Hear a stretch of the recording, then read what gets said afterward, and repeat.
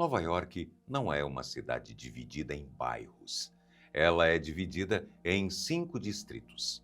E a diferença não é só de nome. Cada distrito é sozinho do tamanho de uma cidade grande, com milhões de habitantes, economia própria e uma identidade tão forte que muita gente que mora ali se diz do Brooklyn ou do Queens, antes de se dizer de Nova York. Não são apenas 5 bairros de uma cidade, são, na prática, 5 cidades dentro de uma. E isso não é força de expressão, é história. Até o fim do século XIX, esses territórios eram cidades e condados, de fato independentes, cada um com sua prefeitura, sua polícia e seu orçamento. A União só veio em 1º de janeiro de 1898, quando um projeto político liderado pelo urbanista Andrew Haswell Green juntou todos eles sob uma só administração, criando da noite para o dia a segunda maior cidade do planeta na época. Mas juntar no papel não é juntar de verdade. As fronteiras sumiram do mapa oficial e continuavam vivas nas ruas. É essa fratura que a gente vai atravessar agora, distrito por distrito.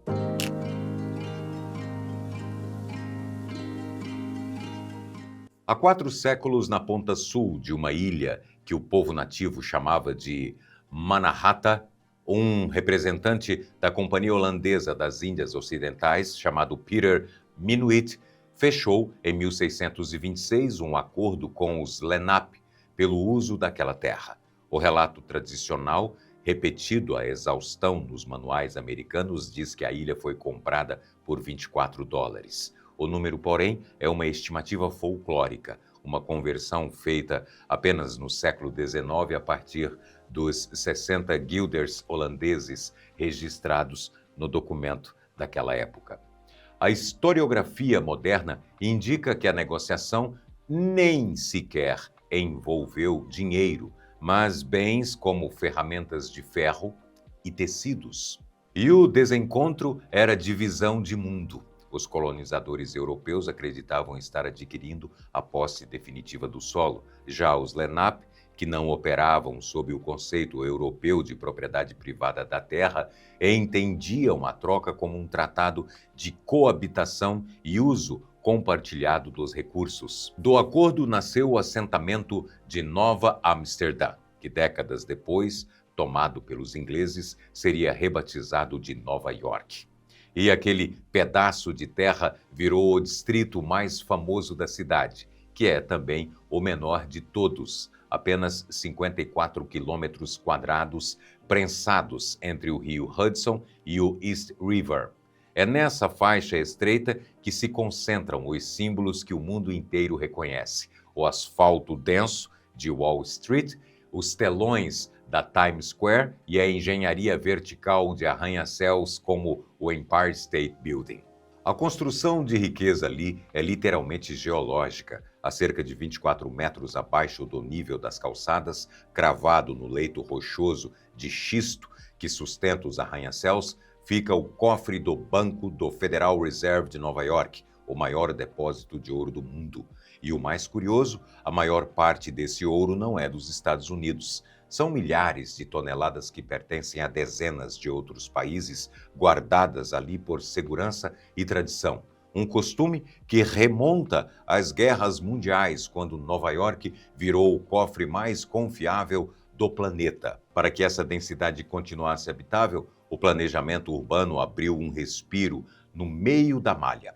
O Central Park, desenhado no século XIX por Frederick Law Olmsted e Calvert Vaux, ocupa 3,4 quilômetros quadrados no coração da ilha, mais de 2 vezes o Parque Ibirapuera. Não é uma floresta nativa que sobreviveu por acaso. É uma obra de engenharia paisagística inteiramente construída, maior em área que o território do Principado de Mônaco.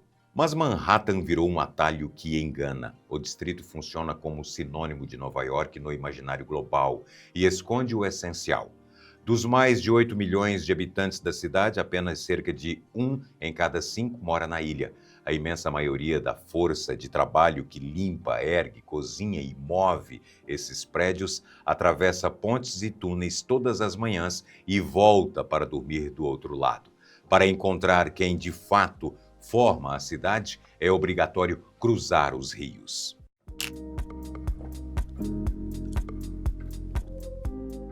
Cerca de 2,7 milhões de pessoas. Se o Brooklyn fosse uma cidade independente, hoje estaria entre as 4 maiores dos Estados Unidos.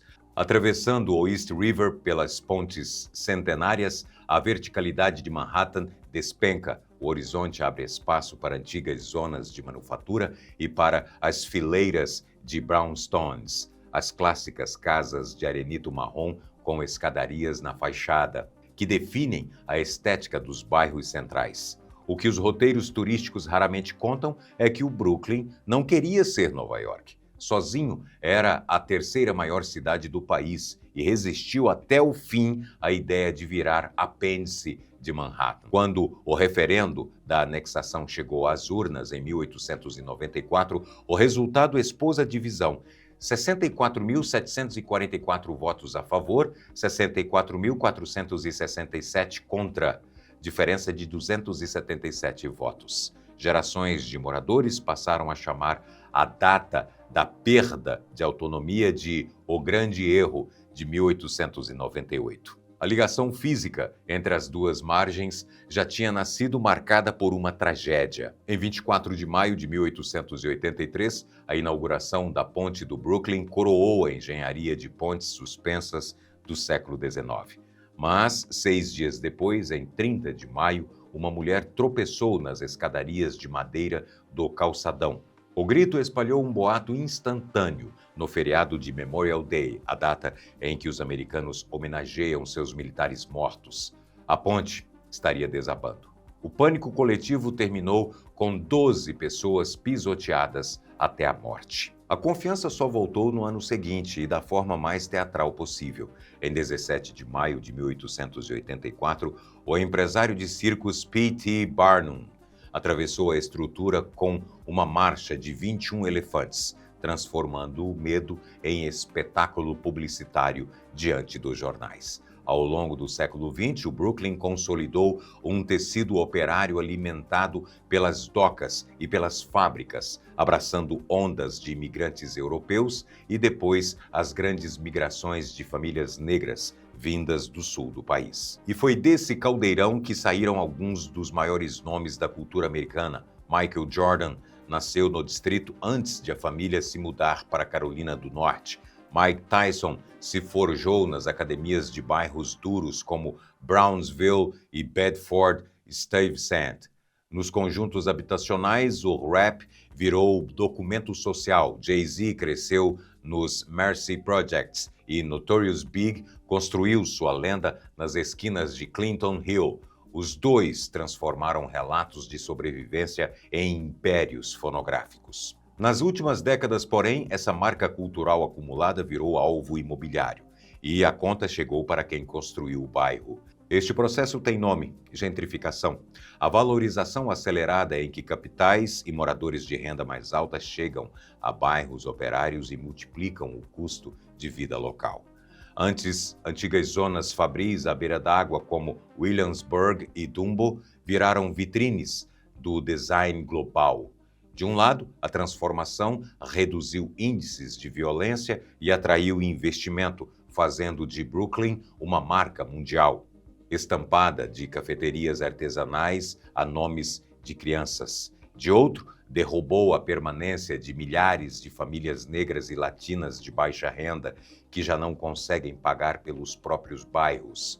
O Brooklyn de hoje administra esse paradoxo, uma grife global que expulsa as comunidades que criaram o seu charme.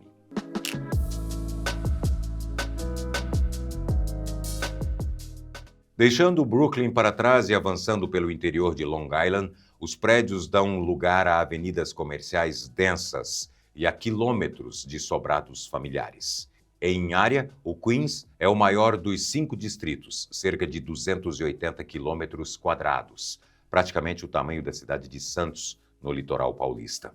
Visto pelo turista apressado como zona de passagem, o distrito funciona na prática como infraestrutura vital da metrópole. É ali que ficam o complexo de Flushing Meadows, Corona Park, palco do US Open de tênis, e os dois aeroportos que conectam Nova York ao mundo, o John F. Kennedy e o LaGuardia. E foi das casas pacatas do bairro de Forest Hills que saíram os Ramones, pioneiros do punk rock. Mas a verdadeira marca do Queens é humana. O distrito é o exemplo mais citado do melting pot americano, o caldeirão cultural em que dezenas de nacionalidades convivem no mesmo vagão de metrô. Não à toa, a linha 7, que corta o distrito, ganhou o apelido de Expresso Internacional. A cada estação, desembarca-se um país diferente. Dos cerca de 2,3 milhões de moradores, quase metade nasceu fora dos Estados Unidos. Estimativas apontam mais de 160 idiomas falados nas ruas do distrito, da Ásia, da África e da América Latina, incluindo línguas indígenas. E a Endangered Language Alliance, organização que documenta línguas ameaçadas, vai além. Classifica o Queens como o lugar mais linguisticamente diverso do planeta, em uma cidade onde se falam até 800 línguas e dialetos. Nenhum bairro traduz essa convivência como Astoria, no extremo oeste do distrito, à margem do East River. É uma história em camadas, e a camada mais recente dessa história fala português. Astoria abrigou por décadas uma das maiores comunidades gregas fora da Grécia. A partir da virada para os anos 90, uma nova onda migratória redesenhou o comércio local. A diáspora brasileira, que chegou em busca de trabalho nos serviços e na construção e se fixou exatamente entre aquelas esquinas. Nas imediações da 36ª Avenida, o contraste cabe em um único quarteirão. Uma padaria vende pão de queijo quente e guaraná para trabalhadores que saem de madrugada. Na porta ao lado, uma taverna grega serve peixe grelhado. Logo adiante, um café egípcio espalha a fumaça dos narguilés pela calçada. Em volta desse comércio, igrejas, salões e centros comunitários em português funcionam como rede de apoio, ajudando recém-chegados a navegar a burocracia americana sem perder o vínculo com o Brasil. Longe dos holofotes reservados a Manhattan, são essas comunidades que cumprem os turnos pesados da limpeza hospitalar, da construção civil e da entrega de comida. É essa força de trabalho imigrante que sustenta a engrenagem de Nova York antes de cada nascer do sol.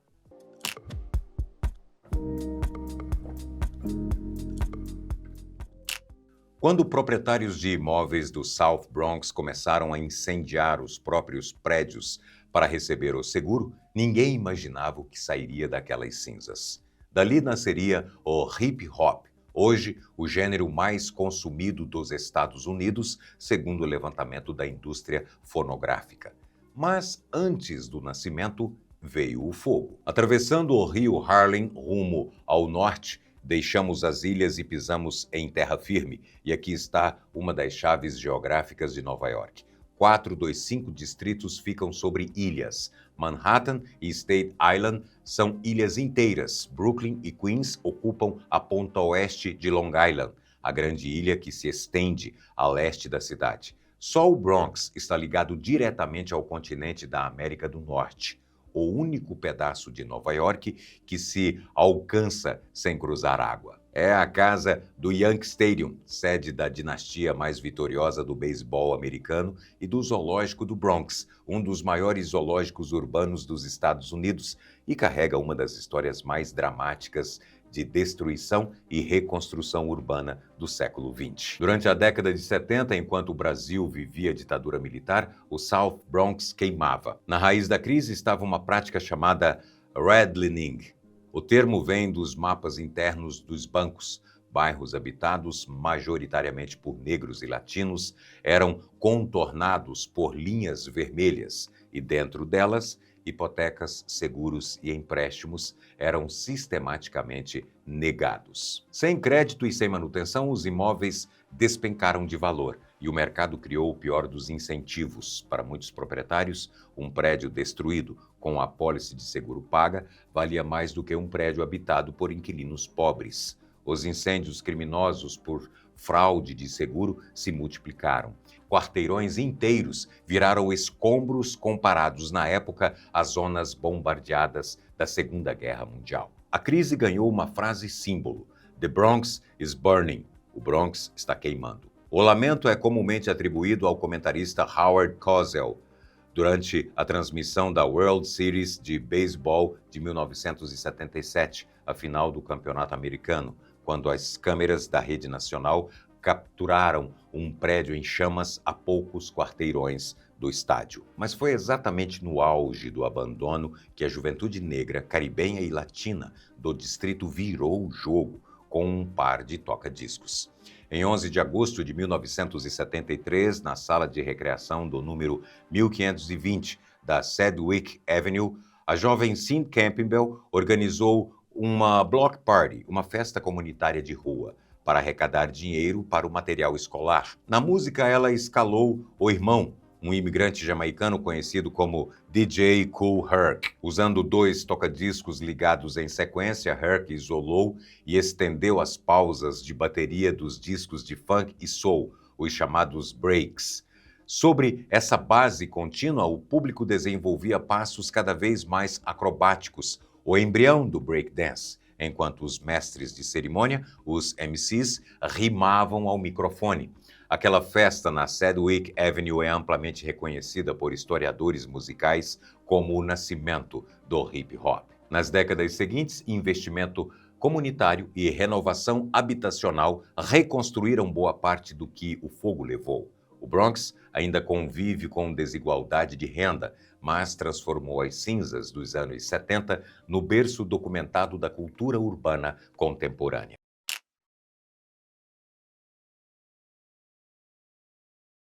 O Distrito Esquecido é assim com um misto de orgulho e mágoa que os próprios moradores de Staten Island chamam o lugar que vivem. O apelido resume mais de um século de relação mal resolvida com o resto de Nova York. Para chegar lá, a travessia mais simbólica é por mar. O Staten Island Ferry, balsa gratuita que liga o distrito a Manhattan, oferece no caminho uma das vistas mais desimpedidas da Estátua da Liberdade, de graça, todos os dias. Por terra, as conexões são apenas 2, as pontes para o estado vizinho de Nova Jersey e a ponte Verrazano Narrows, que cruza a Bahia até o Brooklyn. O isolamento moldou um distrito diferente de tudo o que vimos até aqui. Com pouco menos de 500 mil moradores, é o menos populoso dos 5 e o mais verde, com maior proporção de parques e áreas preservadas da cidade. A paisagem lembra menos Manhattan e mais um subúrbio americano clássico de casas com quintal e garagem. Mas, por meio século, a calmaria dividiu o espaço com o símbolo máximo do que os moradores chamam de descaso da prefeitura, Fresh Kills. Criado como solução temporária em meados do século XX, o aterro cresceu até virar o destino do lixo de toda a cidade. No auge da operação, o Fresh Kills se tornou o maior aterro sanitário do mundo, recebendo até 29 mil toneladas de lixo por dia. O peso de cerca de 129 estátuas da Liberdade chegando todos os dias por ali. O folclore local dizia que a montanha de detritos seria visível do espaço. Uma lenda sem comprovação científica, mas que media o tamanho do trauma de viver à sombra do lixo alheio. Depois de décadas de pressão popular, o aterro foi desativado em 2001. Meses depois, reabriu brevemente para uma última e dolorosa função: receber e peneirar os escombros do World Trade Center após o 11 de setembro. Hoje, a área passa por uma recuperação ambiental de longo prazo para se tornar o Fresh Kills Park, um parque projetado para ser quase 3 vezes maior que o Central Park. O mesmo isolamento que trouxe o lixo também incubou vanguarda. Foi dos conjuntos habitacionais de Clifton e Stapleton que saiu nos anos 90 o Wu-Tang Clan, um dos grupos mais reverenciados da história do rap, que misturou relatos de sobrevivência com a estética dos filmes asiáticos de artes marciais. Na mitologia do grupo, Staten Island ganhou um novo nome, Shaolin. A revolta política, porém, nunca saiu de cena. Cansados da subrepresentação no Conselho Municipal e do fardo de Fresh Kills, os políticos locais levaram a separação a voto. No referendo de 93, cerca de 65% dos eleitores de Staten Island escolheram se emancipar de Nova York e fundar uma cidade independente, um eco direto das urnas do Brooklyn em 1894. O Legislativo Estadual, dono da palavra final, simplesmente barrou o resultado. Staten Island foi obrigada a ficar, e a fratura aberta em 1898 permaneceu exposta. Nova York segue como um casamento administrativo repleto de atritos entre 5 identidades distintas. A consolidação forçada de 1898 gerou tensões que Staten Island tentou desfazer no referendo barrado de 93, uma rivalidade que continua viva nas ruas. Imagine dirigir do Alasca até a ponta da Argentina por uma única estrada, a Pan-Americana, com quase 30 mil quilômetros. Mas entre o Panamá e a Colômbia, o asfalto simplesmente acaba. Sem ponte, sem desvio, e só volta 106 quilômetros depois. É o tampão do Darién, pântano, mata fechada e crime organizado.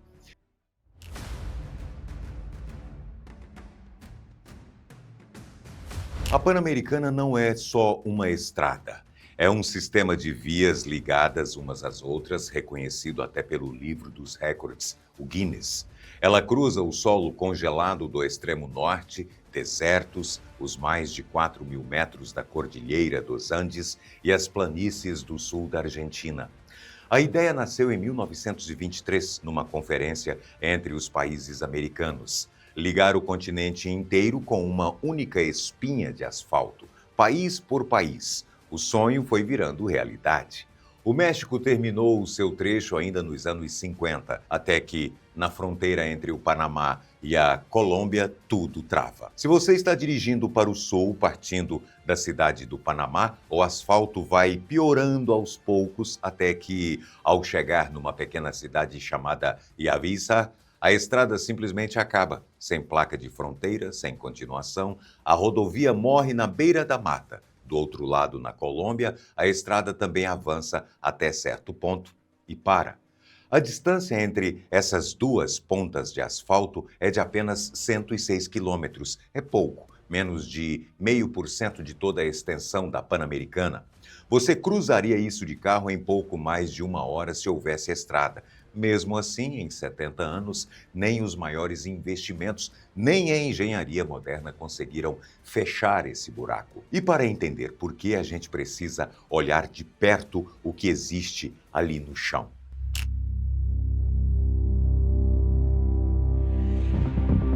O que acontece na prática quando a engenharia tenta cruzar o Darién? Ela esbarra numa das paisagens mais difíceis do planeta Terra. O Darién não é só uma floresta muito densa.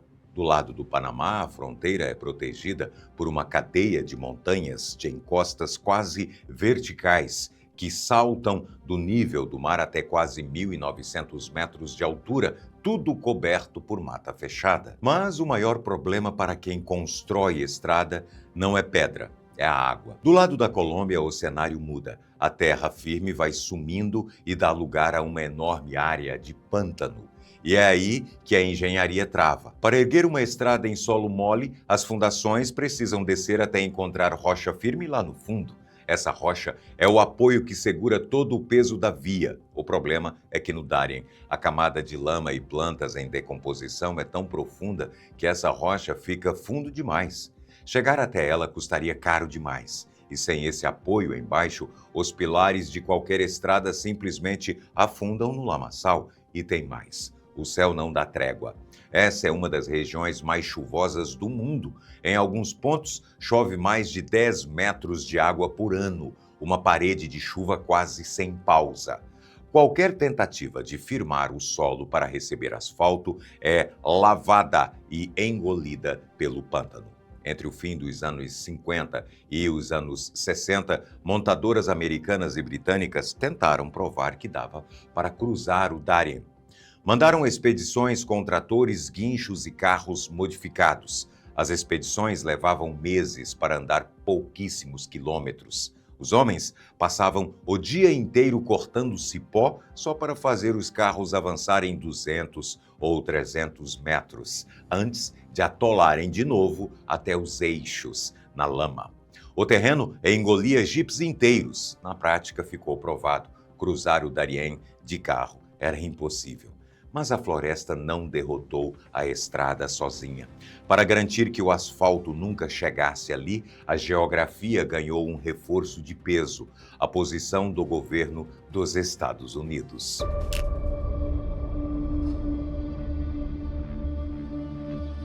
Nos anos 70, uma doença assustava a economia da América do Norte: a febre aftosa. É uma doença muito contagiosa que atinge o gado, bois, porcos e ovelhas. Se um único foco aparecesse nos Estados Unidos, o prejuízo para a pecuária chegaria à casa dos bilhões de dólares e rebanhos inteiros teriam que ser sacrificados. Naquela época, a febre aftosa era comum em quase toda a América do Sul, inclusive na Colômbia. Já a América Central e do Norte não viam um caso da doença desde 1954. E é aqui que a floresta do Darién mostra outra função. Ela não era só uma barreira para os carros, era também uma barreira sanitária. O isolamento impedia que o gado doente do sul subisse para o norte. Funcionava como um muro natural protegendo a criação de gado doméstico dos Estados Unidos e do Canadá. A rodovia estava sendo construída com muito dinheiro internacional, mas para os Estados Unidos, abrir aquele trecho era um risco grande demais. E aqui é preciso desfazer um mito. A obra não foi travada por uma simples canetada do governo. Em 1975, uma organização ambientalista processou o Departamento de Transportes dos Estados Unidos, que era o principal financiador da ligação. A justiça, então, mandou suspender a construção até que fosse feito um estudo de impacto ambiental, e o argumento que venceu no tribunal foi justamente o sanitário. O Darién segurava a febre aftosa. Em 1978, o Departamento de Agricultura dos Estados Unidos reforçou esse bloqueio pelo mesmo motivo. Na prática, ninguém queria só parar a obra. Aqueles 106 quilômetros de pântano viravam um cordão de proteção para os Estados Unidos. Ligar a América Latina não valia o risco de derrubar a pecuária do país. A pressão parou os projetos. E nos anos seguintes, aquele vazio no mapa ganhou uma proteção ainda mais forte: a proteção da lei.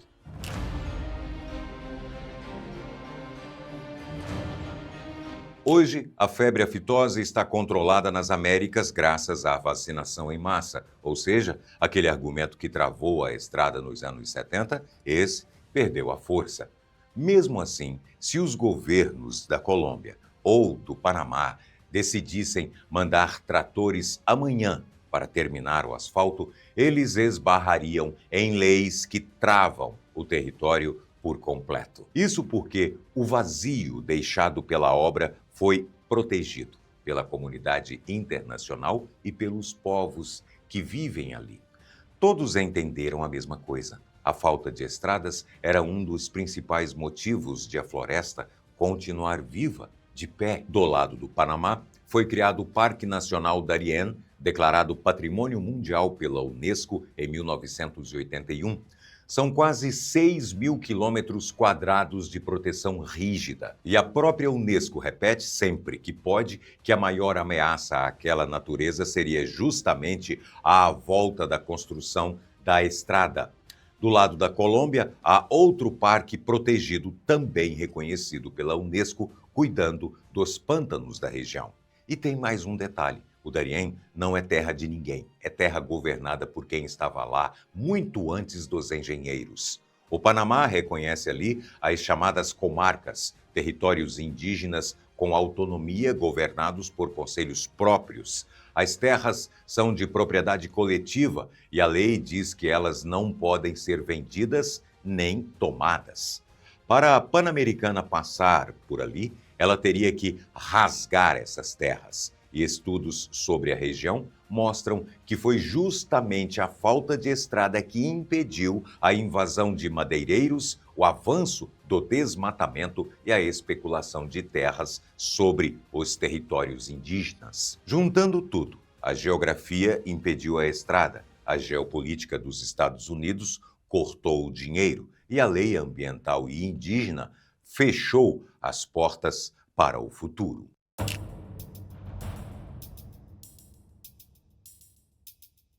Mas o fato de a estrada não existir não apaga a necessidade de ligar o continente. Então, como a economia moderna faz para contornar o Darién? Quando o assunto é carga pesada e comércio, a resposta é simples: tudo vai para o mar. Em vez de brigar com a lama, os caminhões seguem por estrada até os portos do Panamá. Lá, os veículos sobem em navios e balsas gigantes feitos justamente para transportar carros e caminhões inteiros. Esses navios contornam a floresta pelo mar e atracam em portos da Colômbia, como Cartagena. A carga desce, volta para o asfalto e segue viagem. Para o comércio, o problema está resolvido. Existe um desvio que funciona. Mas os migrantes não têm dinheiro para mandar o carro num navio. E é por causa disso que essa floresta protegida virou palco de um dos maiores paradoxos da nossa época. O mesmo Darién, que nenhum trator conseguiu vencer, se transformou num dos maiores corredores de migração a pé do mundo. Pessoas que fogem de crises, de perseguição ou da falta de futuro, vindas dos mais diferentes cantos do planeta, não conseguem visto para atravessar o continente de avião. Segundo a ONU, chegam migrantes não só da América do Sul, mas de lugares distantes como Afeganistão, Índia e China. Eles voam para países que deixam entrar mais fácil, como o Equador, e dali começam a subir por terra rumo à América do Norte. Mas no Darién, a estrada não existe, então o fluxo é espremido para dentro da mata. Sem asfalto e sem controle de fronteira, quem manda ali dentro não é o governo da Colômbia nem do Panamá. São redes de atravessadores e grupos do crime organizado que lucram com a travessia. No auge da crise, em 2023, os dados oficiais do Panamá registraram um recorde: 520 mil pessoas atravessando a pé a floresta do Darién em um único ano. Mais de 500 mil de pessoas, cerca de 113 mil delas crianças, segundo a Unicef, caminhando por dias debaixo de chuva, sem nenhum tipo de resgate ou estrutura do governo.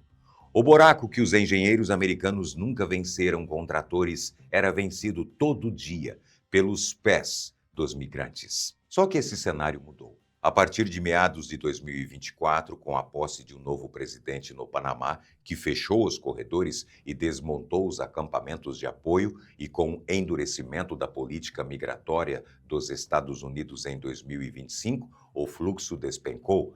As travessias caíram de mais de 300 mil em 2024 para cerca de 3 mil em 2025.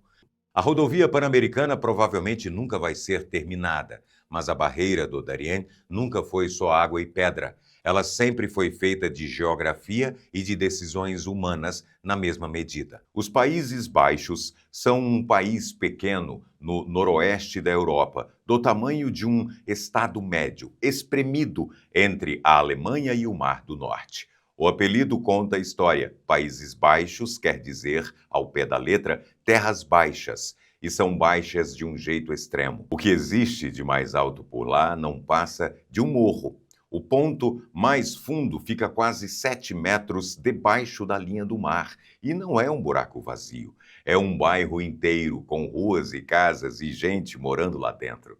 Por que tão fundo? Porque essa terra é a boca de 3 rios grandes. Entre eles, o Reno, que desaguam ali no Mar do Norte. Durante milhares de anos, esses rios largaram lama e formaram um chão mole, encharcado, feito de turfa, um tipo de solo que é quase uma esponja. E aí vem a parte que parece de trás para frente. Quando você seca esse chão para morar e plantar em cima, ele afunda.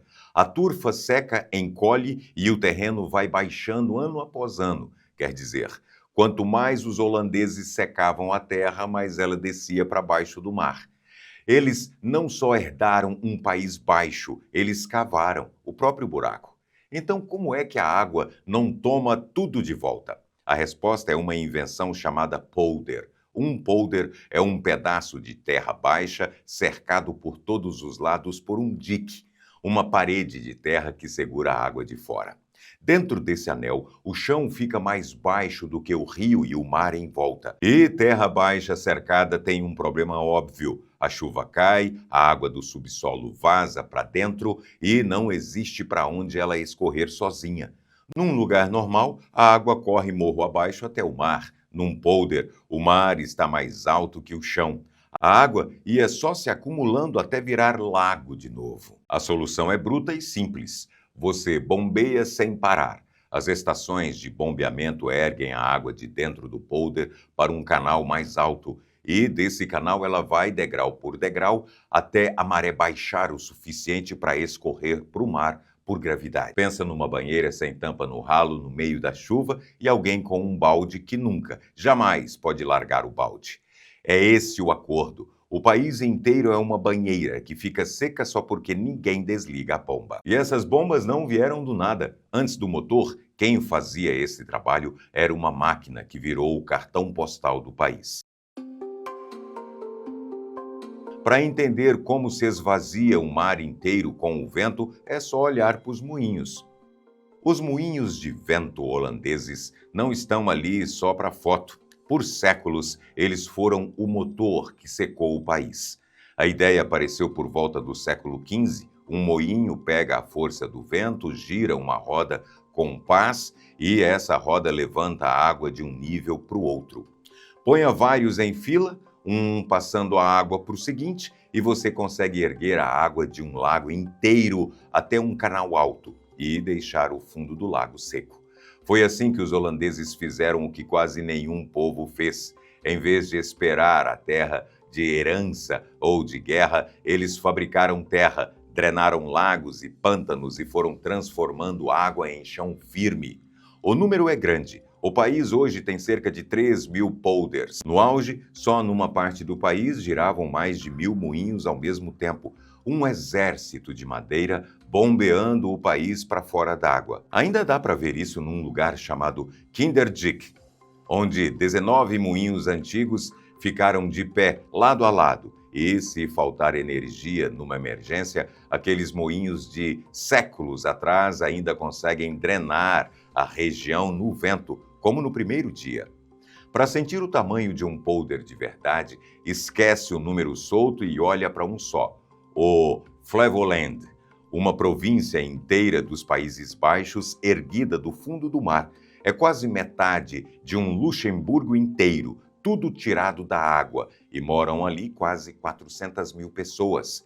É a província mais nova do país, só virou província oficial em 86. Boa parte desse chão novo virou canteiro de flor. Só numa região do Flevoland, o Noordoostpolder, saem quase 1 bilhão de bulbos de tulipa por ano, e os Países Baixos, como um todo, respondem por 80% de toda a tulipa exportada no mundo. Só que o vento é teimoso e o chão continuava afundando. No século XIX, os moinhos não davam mais conta e entraram as máquinas a vapor, depois a diesel e, por fim, as estações elétricas silenciosas que fazem o serviço hoje. A tecnologia mudou, a tarefa é a mesma de sempre, tirar água sem folga. E os holandeses foram além de secar lagos. Eles fecharam o mar inteiro. Em 1932, terminaram uma obra chamada Afsluitdijk. Não sei ler isso não.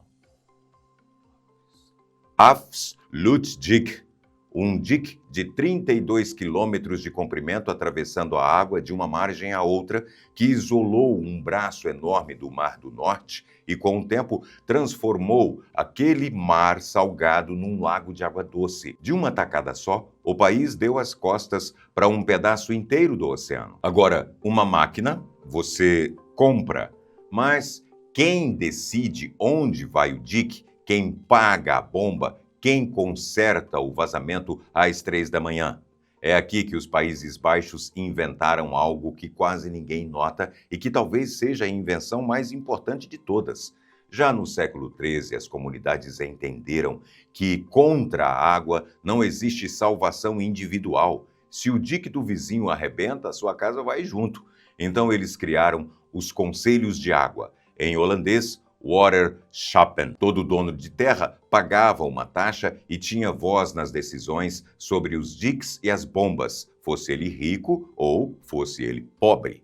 Repara na data, século XIII. Isso faz desses conselhos algumas das instituições democráticas mais antigas do mundo. Gente votando junto sobre a própria sobrevivência séculos antes de existir a Holanda como país. E eles nunca deixaram de funcionar. Até hoje são 21 conselhos de água cobrindo o país todo, com o poder de cobrar imposto e mandar erguer barreira. A água obrigou um povo inteiro a se organizar ou afundar. Não é à toa que existe uma frase famosa por lá que costumam atribuir ao filósofo francês René Descartes: Deus criou o mundo, mas os holandeses criaram a Holanda. Soa exagero de orgulho nacional, só que é quase literal. Boa parte daquele chão foi mesmo desenhada e bombeada por mãos humanas, e é justamente por ser feito à mão que esse país guardava um ponto fraco. Toda essa engenharia partia de uma aposta silenciosa, a de que o mar ia se comportar.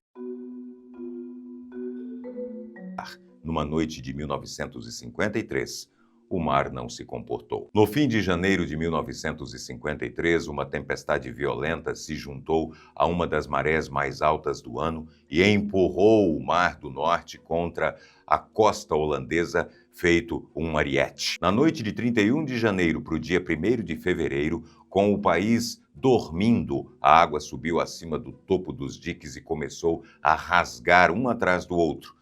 Não havia sirene, não havia rádio de madrugada avisando as aldeias. As pessoas acordaram com a água já dentro de casa, subindo pela escada. Quando o mar recuou, contaram os mortos. 1.836 pessoas morreram nos Países Baixos. Quase 100 mil tiveram que abandonar tudo e a região mais castigada foi a província da Zelândia, no sudoeste, onde os diques de terra simplesmente se desfizeram. Foi a maior catástrofe natural do país no século XX e ela expôs uma verdade incômoda. Aquele sistema centenário que você viu nascer, moinho por moinho, já não era forte o bastante para o mar que vinha por aí. A reação virou uma questão de honra. 20 dias depois da enchente, 20 dias, o governo já tinha montado uma comissão com uma ordem clara, que aquilo nunca mais se repetisse. O plano que saiu dali se chama Delta Works, as obras do Delta, e é uma das maiores obras de engenharia que a humanidade já tentou. A ideia era fechar os grandes braços de mar do sudoeste com uma linha de represas, com portas e barreiras móveis, encurtando a costa exposta e blindando o que sobrava. Levou décadas, só ficou pronto em 1997. A joia dessa obra fica na entrada do porto de Roterdã e se chama Maeslantkering. Imagina 2 portões deitados, guardados em docas secas nas 2 margens de um canal largo. Cada braço é uma treliça de aço com mais de 200 metros de comprimento, quase o dobro de um campo de futebol. Quando um computador prevê que o mar vai subir mais de 3 metros acima do normal, os 2 portões flutuam para dentro do canal, se encontram no meio, se enchem de água e afundam até o fundo, trancando o porto contra a tempestade. É uma das maiores coisas móveis já construídas pelo ser humano, e ela fica ali, quieta, esperando uma próxima noite de 1953, que pode não vir nunca, mas se vier, ela fecha sozinha. Esse adversário é o próprio nível do mar que está subindo. Com o aquecimento do planeta, o gelo dos polos derrete e a água dos oceanos se expande, e o Mar do Norte vem ganhando altura pouco a pouco todo ano.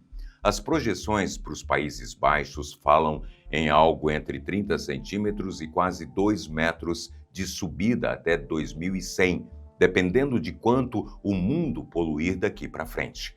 E nos cenários mais pesados, com as geleiras da Antártida desmoronando, dá para chegar a 5 metros lá por 2150. Para um país que já vive abaixo da linha da água, cada centímetro a mais é aquela barreira que você conhece enchendo, com o balde ficando mais pesado na mão. E não dá simplesmente para levantar todos os diques mais um pouco.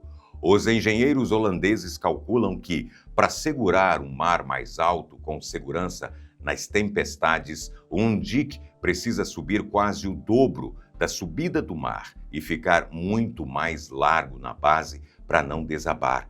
Para aguentar 3 metros de mar a mais, a base de um dique pode ter que engordar quase 100 metros. Você não está mais reformando uma parede, está comendo cidade inteira para abrir espaço para o dique. Tem um inimigo mais silencioso ainda. Quando o mar sobe, a água salgada empurra por baixo do chão e se infiltra terra adentro. E boa parte da água doce que milhões de holandeses bebem e usam para plantar vem justamente do subsolo dessas terras baixas. Um mar mais alto pode salgar essa água por dentro, sem estourar dique nenhum. A ameaça vindo de baixo e não por cima. Contra esse tipo de ameaça, levantar diques não resolve sozinho. Tem uma cidade holandesa fazendo o oposto. Em vez de empurrar a água para fora, ela abre espaço para deixar a água entrar, controlada. Em Roterdã, praças inteiras foram desenhadas para alagar de propósito. Na maior parte do ano, a Praça Bentenplein é quadra de esporte, com arquibancada e tudo. Quando a chuva aperta, a própria quadra enche e vira reservatório, guardando quase 2 milhões de litros de água que, sem ela, iam parar dentro das casas ao redor. No centro da cidade, embaixo de um parque, uma garagem de carros guarda outros 10 mil metros cúbicos de chuva e enche em meia hora quando o temporal é forte. É a mesma teimosia de sempre, só que virada do avesso. Em vez de só brigar para manter a água longe, agora também abrem espaço todo dia para ela entrar e sair de novo. Os institutos de pesquisa do país já desenharam vários cenários para o futuro, alguns deles impensáveis até pouco tempo atrás.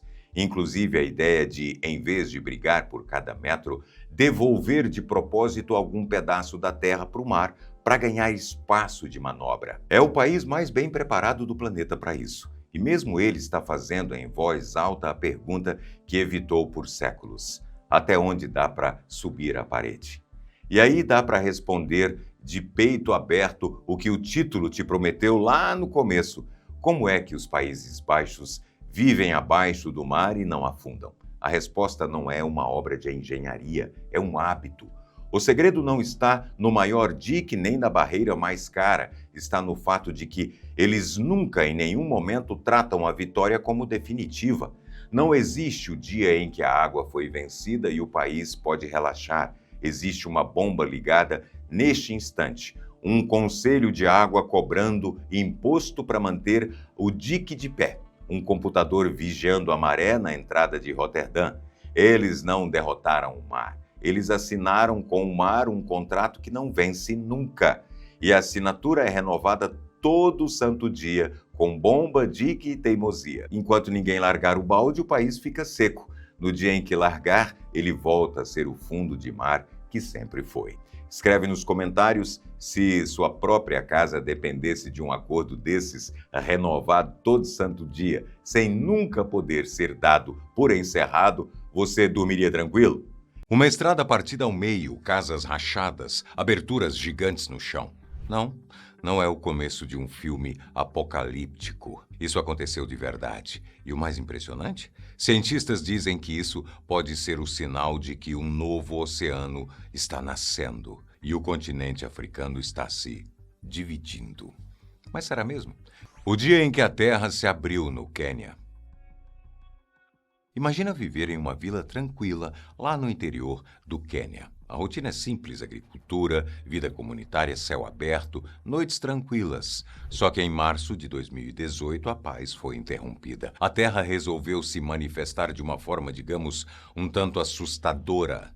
Depois de dias com muita chuva, os moradores da pacata Mai Mahiu foram pegos de surpresa por uma rachadura gigante que se abriu no solo. Algo que parecia uma fenda e que criou vários barrancos ao redor. No início, todo mundo pensou que era apenas uma erosão causada pelos temporais daquele mês, mas logo ficou claro que o buraco era bem mais embaixo, literalmente. Mas fendas começaram a aparecer em plantações e estradas. As imagens que circularam nas redes sociais mostravam uma fissura com dezenas de metros de comprimento cruzando os terrenos como uma cicatriz. Muita gente teve a casa danificada e precisou sair às pressas. Parecia o tipo de coisa que só se vê em filmes sobre o fim do mundo. Mas a cada hora, mais moradores eram retirados das áreas próximas por precaução e as autoridades do Quênia chegaram a isolar o local. As cenas chamaram a atenção do mundo todo e reacenderam a fagulha de um mistério que a ciência ainda não desvendou por completo. Essa fenda poderia ser mais do que um simples problema local? Ela poderia significar algo grandioso, algo como um sinal claro, visível a olho nu, de que o continente africano está se partindo ao meio. Estamos todos presenciando o fim da África como conhecemos e o surgimento de um novo oceano no meio do continente? Bom, geólogos e cientistas correram para investigar. O Grande Vale do Rift. O que aconteceu em Mai Mahiu, no Quênia, não foi exatamente uma surpresa para quem estuda geologia. O vilarejo fica numa das regiões que mais tem movimentação ativa de placas tectônicas no planeta, o Grande Vale do Rift. Essa estrutura geológica se estende por mais de 3.000 quilômetros, indo do Golfo de Aden, no nordeste da África, até o Zimbábue. Ela é como um imenso rasgo na crosta terrestre. Um rasgo onde duas partes do continente africano estariam lentamente se afastando. Longe do Quênia, os cientistas se debruçaram sobre a placa Núbia e a placa Somali. E sim, eles concluíram que a cada ano elas estão ficando um pouquinho mais longe uma da outra. As medições mostraram que o afastamento entre as placas fica em torno de 2 até 5 centímetros por ano. Parece pouco, né? Mas esse espaço pode se transformar em um oceano inteiro. Foi um processo exatamente igual a esse que separou a América do Sul da África há milhões de anos. Você já tinha reparado como o nosso litoral encaixa direitinho no litoral africano? Não é coincidência, é movimentação da crosta terrestre. Mas, voltando ao assunto, vamos por partes. Esse fenômeno que nós estamos falando, que é natural, é bem complexo. A Terra tem várias camadas. A mais perto de nós, o chão, é a crosta. E a mais longe de nós, a mais profunda, é o núcleo. O fenômeno que está acontecendo agora na África se chama Rifting Continental. Ele acontece quando forças que vêm lá de dentro do planeta empurram a parte superior, a crosta, como já te contamos, para cima e para os lados. Esse movimento tem tanta força e produz tanta energia que a crosta não aguenta a pressão e racha.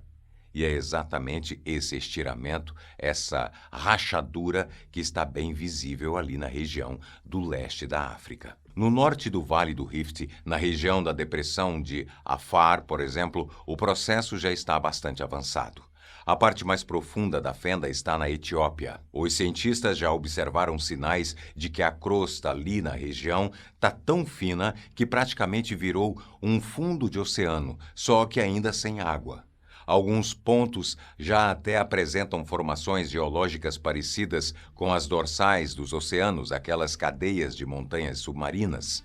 Para completar, essa região da depressão de Afar ainda é marcada por uma intensa atividade vulcânica. O vulcão Erta Ali, que fica por ali, por exemplo, abriga um dos poucos lagos permanentes de lava do mundo, um espetáculo natural. Além disso, essa área também tem paisagens únicas, com formações geológicas coloridas e fontes termais ácidas, como as que existem em Dallol, considerado o lugar mais quente do planeta. O que torna o Rift africano único no mundo é justamente isso. Ele permite que os cientistas observem em tempo real como um continente se fragmenta, como o núcleo da Terra provoca movimento, produz lava e como um oceano começa a se formar. É como ter um laboratório natural aberto ao público. É realmente uma região fascinante, não concorda? A divisão dos continentes. Vamos deixar uma coisa bem clara. Quem manda na separação dos continentes é o interior da Terra, não a humanidade. Nada do que fazemos aqui na superfície tem profundidade ou força suficiente para afetar o movimento das placas tectônicas. Algumas pessoas chegaram a sugerir que a extração de petróleo teria causado o afastamento das placas do Rift. E isso é pura ficção. As placas tectônicas são estruturas gigantescas, cada uma com milhares de quilômetros de extensão, e elas flutuam sobre uma camada quente, viscosa e profunda da Terra. Para quem curte astronomia, essa camada é a astenosfera. Você já tentou boiar numa piscina e ficar totalmente parado? É praticamente impossível, né? É isso que acontece com as placas tectônicas ali na astenosfera. As placas se movimentam o tempo todo por causa de forças internas poderosas, como o calor que vem do núcleo do planeta. É como se o interior da Terra estivesse fervendo lentamente, começasse a suar e o calor vai subindo e causando rachaduras e empurrões entre as camadas superiores. É como se o planeta estivesse tentando se resfriar, mas ele faz isso da maneira mais implacável possível, com terremotos, erupções vulcânicas e a separação de continentes inteiros. Por mais que o ser humano se ache o centro do universo, as placas tectônicas estão se movendo há bilhões de anos, muito antes de existir petróleo, o homem ou as redes sociais. Quer um outro exemplo? O Himalaia, a cadeia de montanhas mais alta do mundo, também se formou por causa dos movimentos das placas tectônicas.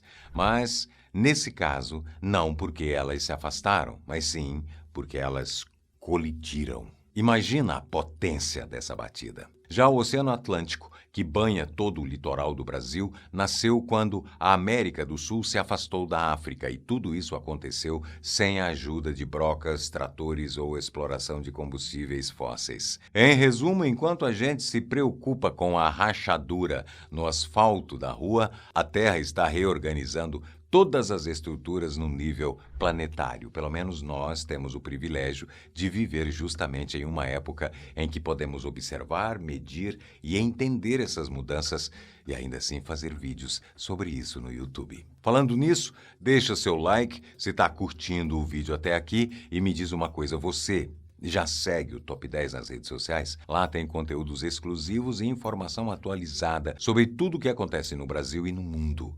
Abre o celular aí e segue a gente, é rapidinho. Mas e a rachadura no Quênia? Uma coisa é fato, nem toda rachadura que aparece em países africanos tem a ver diretamente com a separação do continente. Em 2018, uma rachadura de 19 metros de largura realmente apareceu no Quênia, como nós mostramos no início do vídeo. Na época, muita gente acreditou que estava vendo em tempo real o continente se partir, mas os especialistas trataram logo de colocar os pés no chão, literalmente.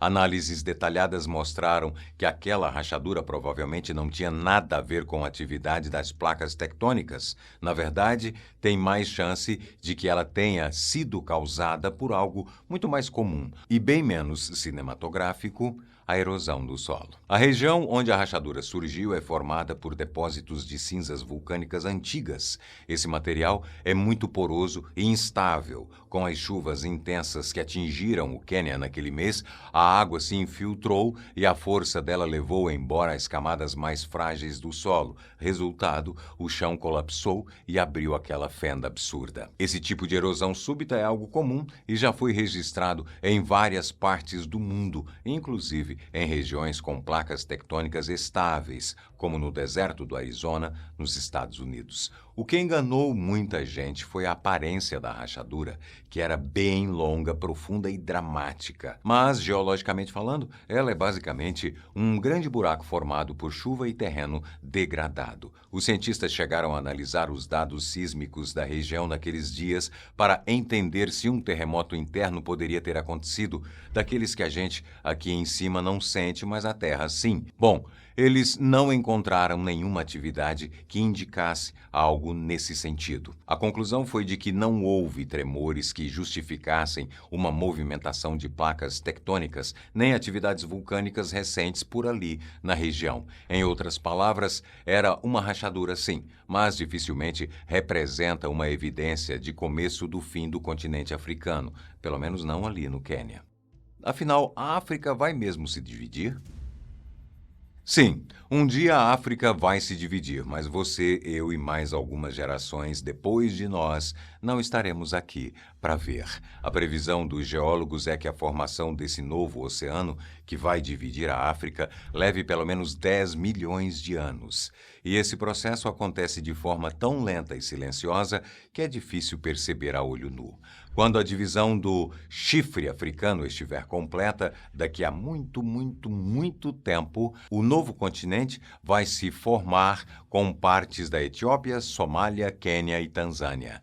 E vai ser como uma grande ilha banhada por um oceano recém-nascido. Então, mesmo que as rachaduras atuais chamem bastante atenção, elas não significam que o continente vai se partir nas próximas semanas. São pistas, mas não símbolos do fim do mundo como ele é hoje. É seguro dizer que a Terra é um planeta vivo e tudo que acontece faz parte de ações em cadeia. Cada tremor, cada rachadura, cada pequena movimentação de placas é como um frame de uma narrativa geológica épica, para dizer o mínimo. Uma história que já aconteceu antes, mais precisamente há 300 milhões de anos. Nessa época, todos os continentes que conhecemos hoje eram unidos, tipo um supercontinente, que os cientistas chamaram de Pangeia. O homem nem sonhava em existir. A Terra era povoada por criaturas incríveis, que dariam origem mais tarde aos dinossauros. O território em que eles caminhavam era basicamente uma massa de terra imensa cercada por um único oceano. Com o tempo, e por causa da movimentação das placas tectônicas, a Pangeia começou a se fragmentar. Primeiro em 2 grandes blocos, a Laurásia ao norte e a Gondwana ao sul. Coloca mais alguns milhões de anos na conta e esses 2 grandes blocos também se fragmentaram. Eles viraram vários pedaços, que são os continentes que a gente conhece hoje em dia. Cada pedaço ficou composto por dezenas de países e banhado por diferentes oceanos. Ou seja, o planeta já fez esse estica e puxa há muito tempo e vai continuar fazendo. O que está acontecendo na África é só mais um capítulo da mesma história. No fim das contas, a pergunta talvez não seja se a África vai se dividir, mas sim que outros continentes estão esperando na fila para finalmente surgir. Se esse tipo de investigação combina com você, deixa o like, confirma a inscrição. E quem quiser continuar essas descobertas com a gente, encontra aí o Clube de Membros no link aqui embaixo do vídeo. Muito obrigado pela companhia e até o próximo vídeo.